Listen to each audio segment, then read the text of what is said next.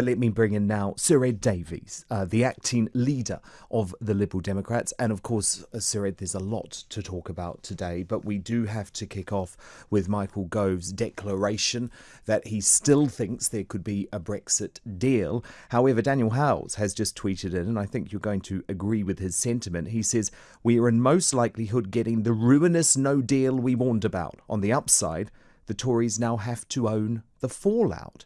But is that really true? Because actually, I see lots of movement now from Ursula von der Leyen and the EU as soon as actually we have made our position very clear. There's not going to be an extension. Well, let us see. I fear that if there is a deal, it'll be a very bad deal. Not just because it will take us out of the single market and the customs union, threatening jobs when we have the deepest recession for 300 years, and people are going to be losing their jobs because of COVID. But I'm also worried that it will be a bad deal because Boris will cave in, just like he did last year, just to get a deal. So they used to say a bad deal is not acceptable, but we're either heading for a bad deal or a no deal. That much is clear. But don't you think if we just extended, this Groundhog Day of negotiations would just go on? It really does feel like the EU will only properly come to the negotiating table when they know it's a last-minute thing. And we have seen this now time and time again. Well, Dan, it was the British government who took months to set out their negotiating position. So I think it always takes two to tango. And the issue that we didn't foresee at the general election, whether you were a Leave supporter, Remain supporter, whatever party you supported, no one foresaw the coronavirus pandemic and the dramatic impact that's had on our societies and particularly our economy. People are losing their jobs. Businesses are closing. This is an appalling time. And it doesn't look like a clever time to change the trade arrangements that have been governing our business for the last 40 plus years. And all we're saying is we accept that he's got the majority in the House of Commons to push Brexit through, but he's got a few years before his mandate runs out. Surely it's just common sense that you wouldn't do this massive change in our economic structures right in the middle of the deepest recession for 300 years. Well, I sort of look at it another way, Sir Ed. I think there could be no better time because, in fact, this is the moment when our economy has been brought to its knees. And I mean, that's not our fault. But this is the moment for us to totally reinvigorate our relationships with the rest of the world. There's a US deal to be done. Dominic Raab has said there has to be a change in terms of our dependence on China after their behaviour as a result of COVID-19. Surely this is the moment. This is the time to be bold and brave rather than stick to the status quo. Well, no one wants to stick to the status quo. We want to increase trade, but you don't do that by putting up trade barriers. You don't do that by getting people to fill in lots of forms and having to spend £15 billion a year on bureaucracy for filling in forms at the borders. That just doesn't make any sense. Do you mean specifically the Northern Ireland? No. I mean, I'm talking about all general. the borders. You add them together. It was the government study from the Her Majesty's Revenue and Customs which said that the forms they'll need to fill in with a deal, not a no deal, with a deal, each way would be £7.5 billion each way, so therefore £15 billion. Then that's every year, by the way. So if I was trying to help business, what I wouldn't do is make it harder for them to trade.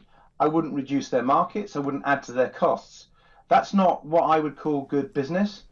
And I want to revolutionize our economy. I want to make it green. I want to really invest in green jobs, insulating our homes, tackle fuel poverty, get electric vehicles going. Lots of things that a Liberal Democrat wants to do to really get our economy firing again.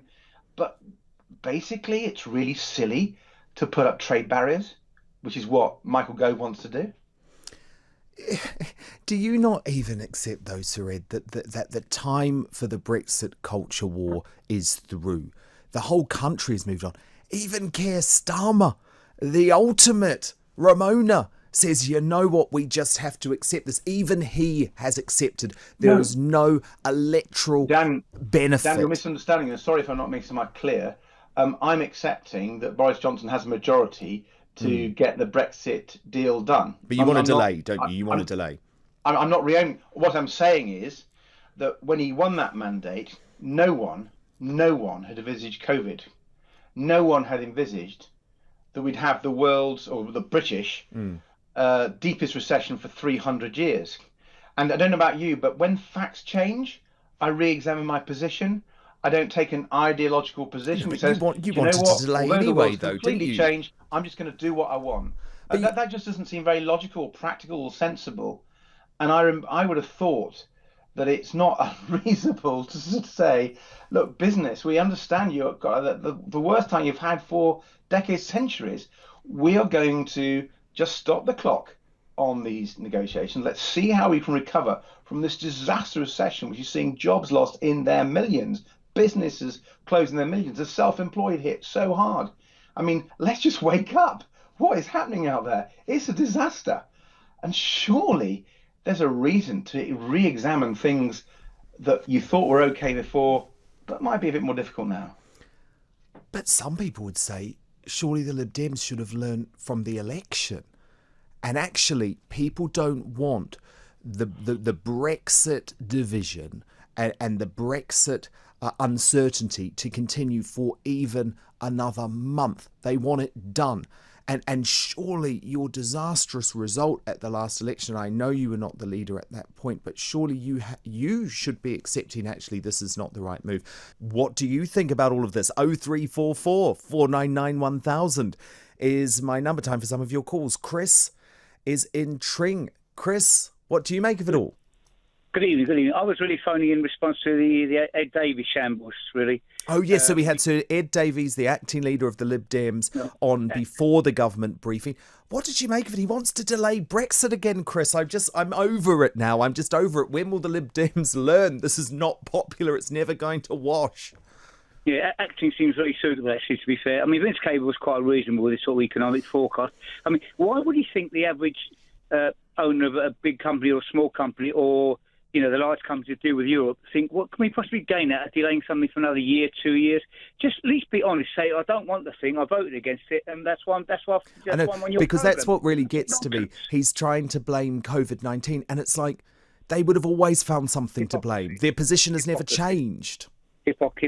At least they've got a position like some of the other major parties. But yes, this is absolute hypocrisy here.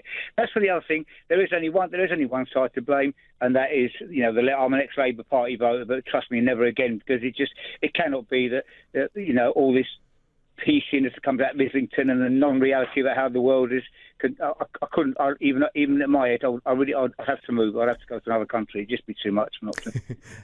So if Keir Starmer's Prime Minister, Chris in Tring is gone. Oh my goodness me. Goodbye.